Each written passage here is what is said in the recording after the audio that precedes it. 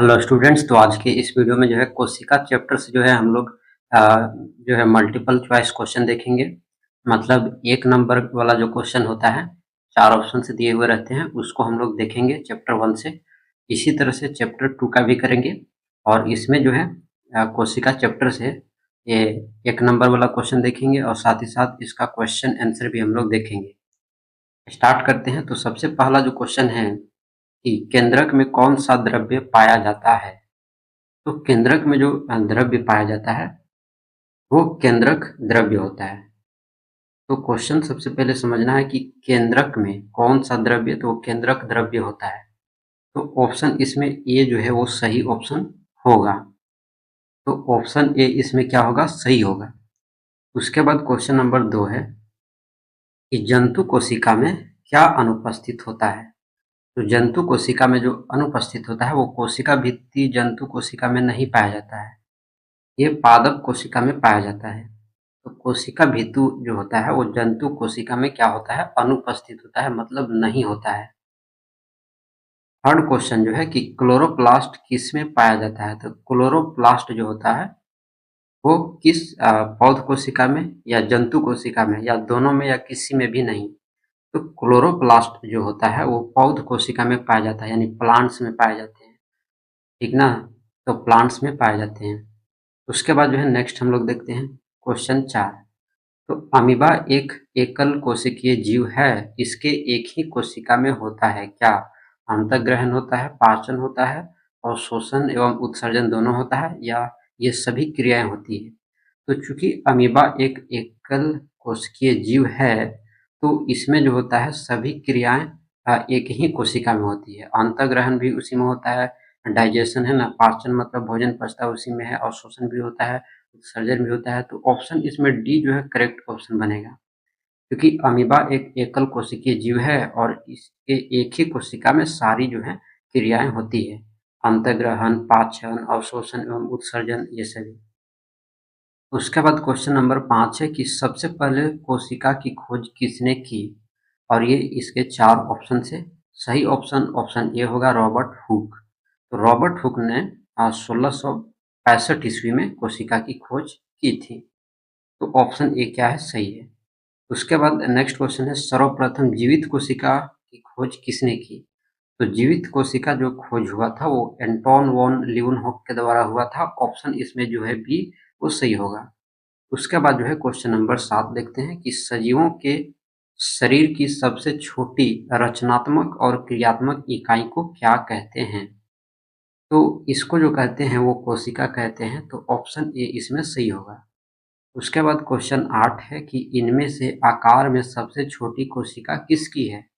इसका सबसे छोटी कोशिका होती है। तो शुतुरमुर्ग का जो अंडा है वो सबसे बड़ी कोशिका होती है। यहाँ क्वेश्चन है सबसे छोटी पूछा है ना, तो सबसे छोटी जो होता है वो माइकोप्लाज्मा का होता है ना। तो ऑप्शन बी जो है इसमें सही होगा। और अगर सबसे बड़ी पूछती तो शुतुरमुर्ग का अंडा होता है।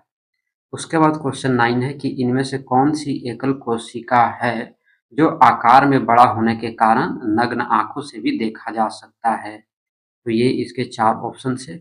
सही जो इसके ऑप्शंस होंगे, शुतुरमुर्ग का अंडा, ऑप्शन सी जो है करेक्ट ऑप्शन बनेगा।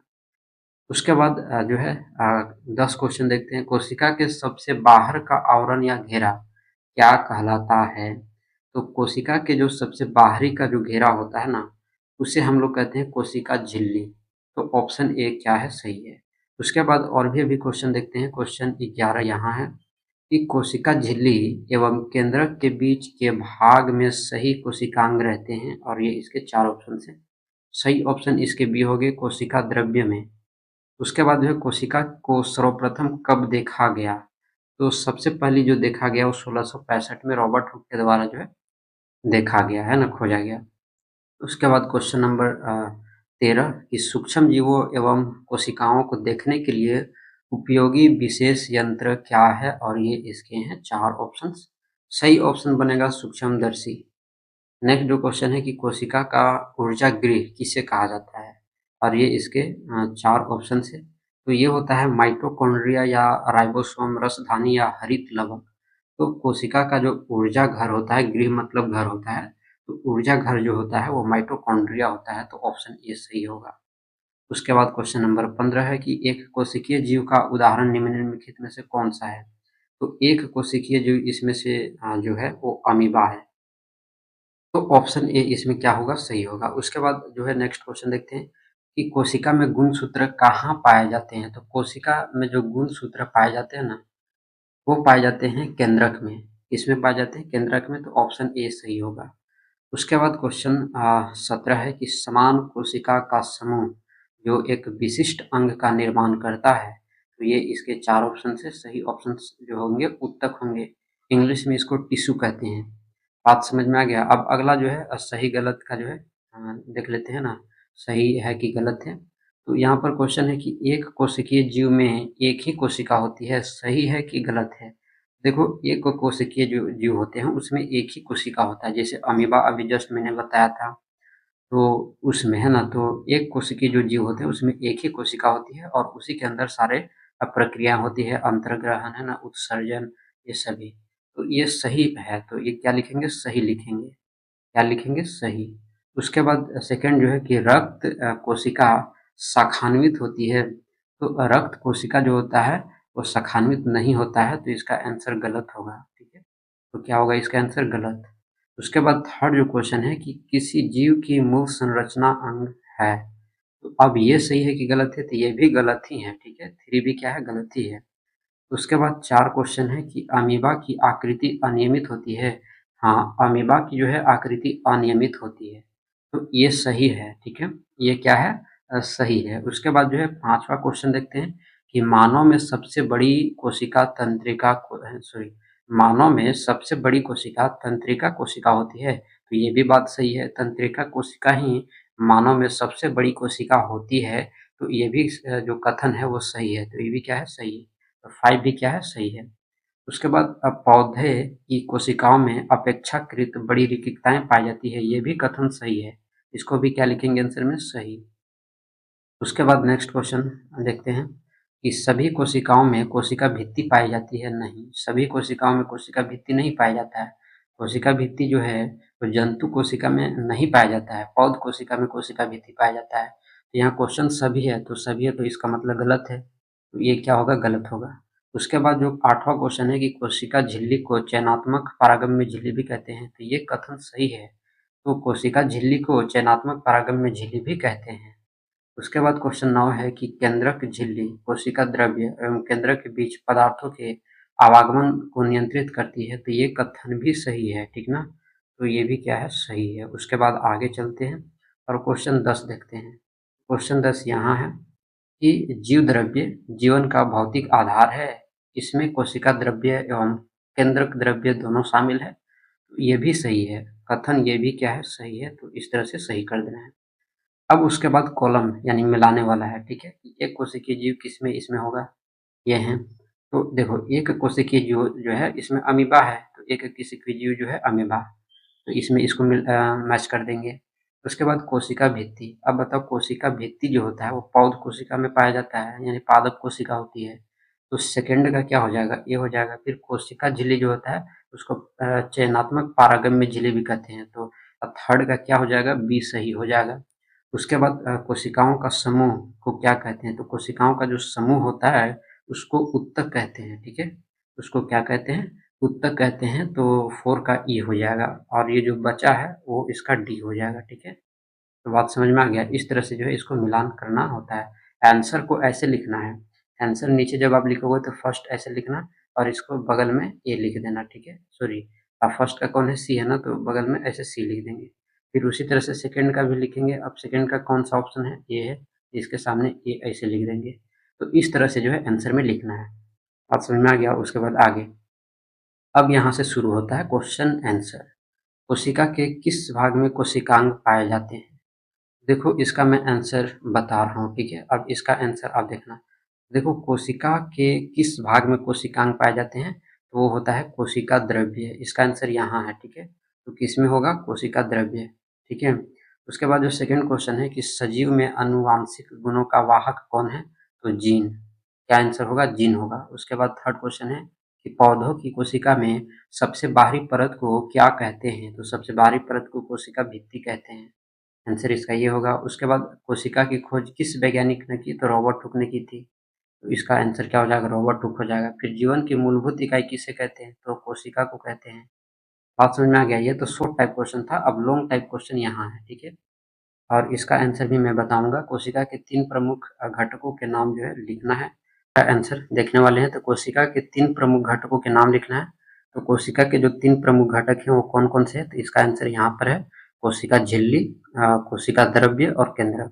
ये इसके आंसर हो गए। उसके बाद सेकेंड क्वेश्चन इसमें क्या है कि रॉबर्ट हुक ने कोर की पतली परत में क्या देखा और उसका नाम उन्होंने क्या दिया? देखो इसका जो उन्होंने नाम दिया कि रॉबर्ट हुक ने कोर, यहाँ पर थोड़ा जूम कर देता हूँ इसको ताकि अच्छे से दिखे। रॉबर्ट हुक ने कोर की पतली परत में मधुमक्खी के छत्ते के समान छोटे छोटे कोष्ठक देखे। कोष्ठक मतलब कमरा जैसा दिखा उनको, और उन्होंने प्रत्येक कोष्ठक का नाम सेल रख दिया, जिसे हमें कोशिका कहते हैं। तो हिंदी इंग्लिश में सेल हो गया, हिंदी में कोशिका हो गया। तो बात समझ में आ गया? तो ये इसका आंसर हो गया। उसके बाद जो थर्ड क्वेश्चन है उसको देखते हैं कि कोशिका भित्ति पौधों में ही क्यों होती है? तो कोशिका भित्ति पौधों में ही क्यों होती है, चलिए जानते हैं। तो पौधे चल नहीं सकते, इसलिए ताप में परिवर्तन होता है। तीव्र गति से चलने वाले वायु, वायुमंडलीय नमी आदि, ये सभी क्या होते हैं? विभिन्न परिवर्तनों से जो है सुरक्षा के लिए पौधों की कोशिका झिल्ली के बाहर मोटी परत कोशिका भित्ति होती है। तो ये पौध कोशिका में ही जो है पाई जाती है, ठीक है। उसके बाद जो है चौथा क्वेश्चन देखते हैं कि पादप कोशिका एवं जंतु कोशिका में किस प्रकार की रिक्तताएं पाई जाती है? इसका आंसर यहाँ पर है। इसको यहाँ देखना है कि पादपों में रिक्तताएं बड़ी बड़ी एवं संख्या में कम होती है, जंतुओं में यह अनुपस्थित या छोटी छोटी होती है, ठीक है। उसके बाद क्वेश्चन 5 यहाँ, ठीक है, कि प्रोकैरियोटिक कोशिका किसे कहते हैं? तो इसका आंसर यहाँ है कि प्रोकैरियोटिक कोशिका जो होता है, कोशिका जिसमें सुसंगठित केंद्रक नहीं होता है, अर्थात केंद्रक झिल्ली अनुपस्थित होता है, वह प्रोकैरियोटिक कोशिका कहलाती है। ये हो गया इसका आंसर। अब जो है हम लोग दीर्घ उत्तरीय प्रश्न देखेंगे, यानी लॉन्ग टाइप का क्वेश्चन। तो पहला क्वेश्चन है कि कोशिका द्रव्य क्या है? कोशिका द्रव्य में पाए जाने वाले अंगों के नाम और उनके मुख्य जो काम है उसको लिखने हैं। चलिए इसका आंसर भी जानते हैं। सबसे पहले यहाँ इसका आंसर है कि कोशिका झिल्ली एवं केंद्र के बीच का भाग। कोशिका द्रव्य में माइटोकॉन्ड्रिया, गोल्गी काय, राइबोसोम, हरित लवक, रसधानी इत्यादि होते हैं। देखो कोशिका द्रव्य में पाए जाने वाले अंगकों के कार्य जो होते हैं, जैसे माइटोकॉन्ड्रिया जो है, इसका काम क्या है? तो यह कोशिका का ऊर्जा गृह है, मतलब पावर हाउस होता है। उसके शोषण के रूप में काम करती है। गोल्गी काय कोशिका में बने पदार्थों का संचयन, रूपांतरण तथा पैकेजिंग करता है, गोल्गी काय। जबकि राइबोसोम प्रोटीन का संश्लेषण करता है। हरित लवक या हरा वर्णन मुख्य रूप से पत्तियों को हरा रंग प्रदान करता है, जिससे प्रकाश संश्लेषण की प्रक्रियाएं होती है। रसधानी कोशिका के आयतन को नियंत्रित करती है, ठीक है। तो ये इसका हो गया आंसर। अब जो है सेकेंड क्वेश्चन जो है इसका देखते हैं। तो ये हो गया। अब चित्र बनाकर पौध एवं जंतु कोशिका में अंतर स्पष्ट करना है। इसका भी चलिए देख लेते हैं। यहाँ पर जो है पौध कोशिका एवं जंतु कोशिका के चित्र बनाया हुआ है। ये आपका बुक में भी है, तो बुक से भी जो है देख लेना है। और यहाँ पर जो है इसका अंतर स्पष्ट है।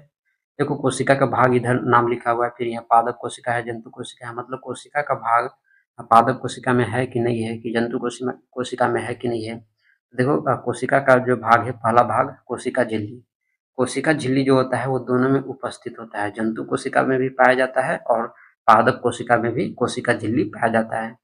उसके बाद कोशिका भित्ति जो होता है पादप कोशिका में पाया जाता है, जबकि जंतु कोशिका में अनुपस्थित होता है। केंद्रक कोशिका भित्ति के पास होता है, जबकि जंतु कोशिका में मध्य में होता है, सेंटर में होता है।